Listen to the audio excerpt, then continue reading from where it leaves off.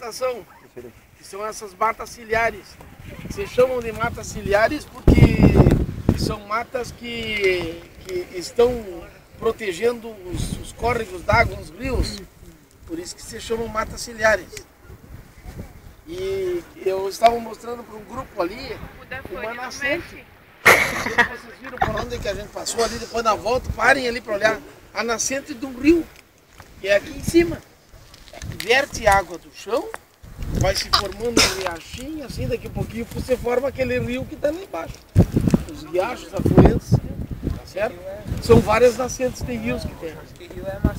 A região que nós estamos aqui, ela é formada de rochas metamórficas e rochas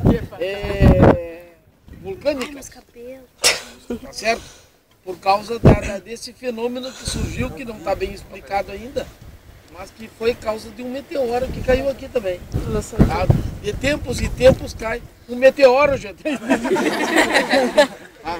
tempos em tempos cai um meteoro. Você tem... Bota as araras no dia, né? E diz que, então, de tempos em tempos cai. Na terra, né? Vocês sabem cair. E aqui caiu também, deve ter formado essa área aqui, que veio empurrando a terra de lá para cá. Dizem que foi o meteoro aquele que trouxe o super-homem, aquele. Kryptonita. Peraí, alguém... Peraí. Na 5ª ano. Na 5ª ano. Isso. Cata um pouco. Quer fazer, quer dar palpite, vai abrir um cursinho pra ti. Então, a vegetação aqui é uma vegetação bem característica, mas quando vocês sobem um pouco, vocês viram que aparecem cactos, aparecem plantas xerófitas, por quê? Porque é a falta d'água, né? É a falta d'água. Então são plantas xerófitas. O que mais que nós temos aqui sobre... Vocês veem que é uma área que é muita agricultura, muita pecuária, né? Mais pecuária do que agricultura por causa das rochas, das pedras, tá? E é uma área de preservação ecológica. E a gente tem que lutar, por isso que é nosso compromisso de não deixar lixo aqui, de proteger, de evitar que as outras pessoas destruam, porque é um patrimônio nosso, né? O Uruguaiana e Quaraí não exploram devidamente isso aqui, que é um ponto turístico, né? Se houvesse uma força política, uma implementação aí, poderia se transformar isso aqui num ponto turístico, porque aqui bem perto daqui tem águas termais. E essa região é uma região de águas termais também. Mas é que não há um interesse nisso. Fala, Pedro. A questão das matas ciliares que o Olavo falou é o tema mais polêmico do ano, de 2011, e não vai longe esse assunto, porque na prova do Banco do Brasil desse ano, foi a terceira questão das 10 questões de atualidades, que eu trabalhei com o pessoal que se preparou para o Banco do Brasil.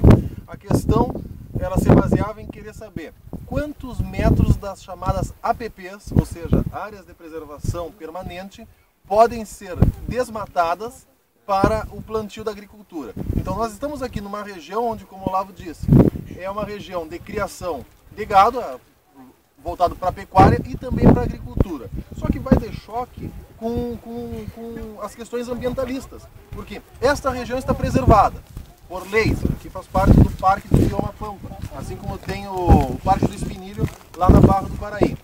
Só que, até algum tempo atrás, não preservavam as matas ciliares. Então, na nascente de um rio, correm dos dois lados essas matas ciliares, que vão de 15, 30, 50 metros de mata.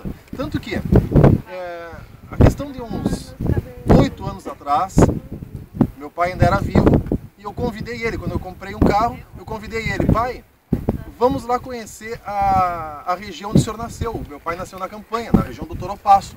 E eu, quando criança, sempre escutei as histórias fantásticas sobre o mato do Toropaço, que tinha um mato gigantesco, que tinha um rio onde os peixes chegavam a pular, dava para olhar o dourado pulando e tal, e eu, criança, sempre escutando essas histórias.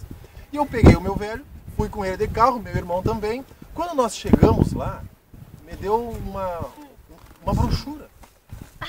Por quê? Tudo aquilo que ele me contou.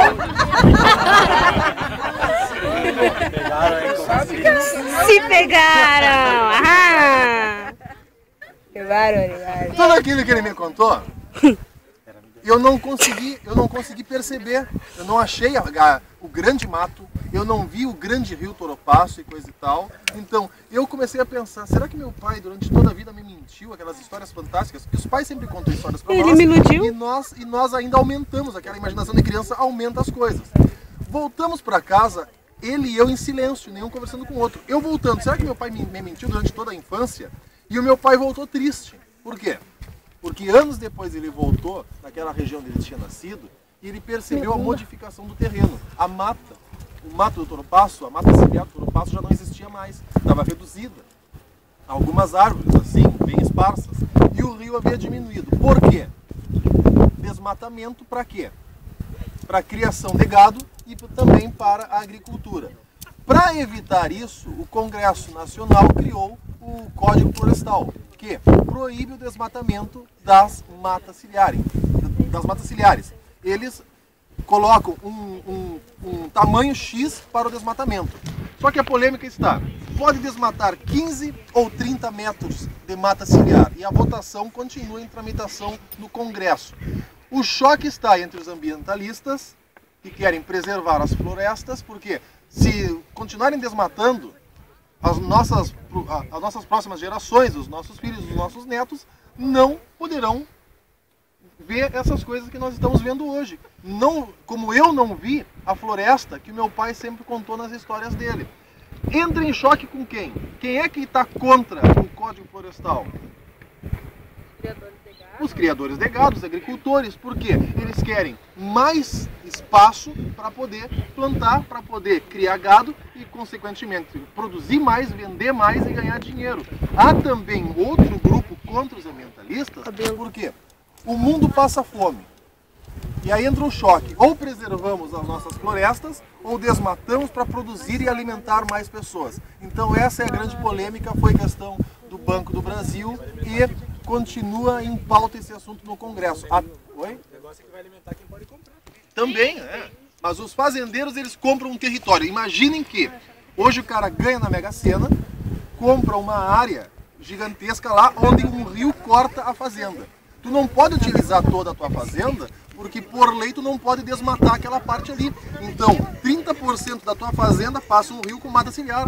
Tá perdendo dinheiro com isso aí. Até os vendedores de imóveis entraram na polêmica, porque campo onde passa rio foi desvalorizado, porque não pode se aproveitar tudo isso. Então, envolve imóvel, envolve ambientalistas, envolve alimentação no Brasil e envolve também o setor agropecuário. E é o setor agropecuário que sustenta a política. Muitos dos nossos políticos votaram contra a reforma do Código Florestal porque são financiados por grandes fazendeiros e querem evitar que aumente o espaço, que aumente o tamanho para não desmatar as nossas florestas nativas. Além da floresta amazônica. Por dia na floresta amazônica é desmatado um campo de futebol do tamanho do Maracanã.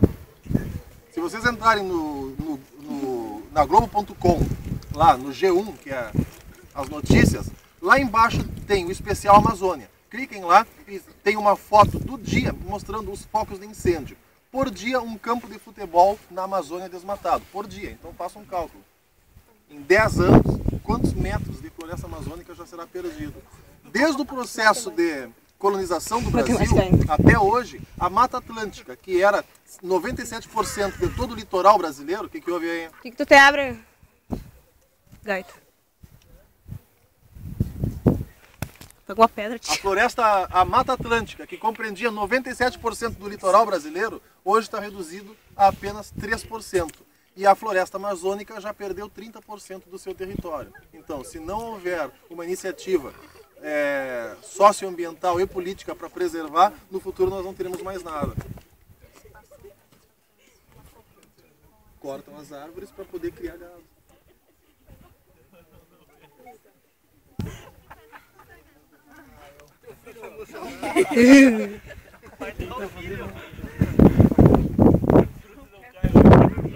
Tu não cai longe do pé.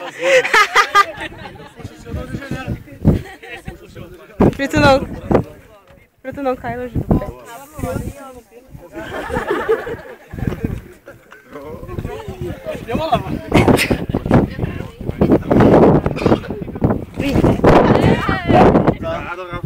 Tô me puxando a... Oh, não sei se é o nome dela. Tênia agora. Me puxando. Juliana Paz tá me puxando aqui.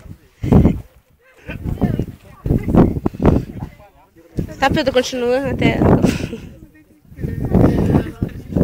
Corta. Claqueta.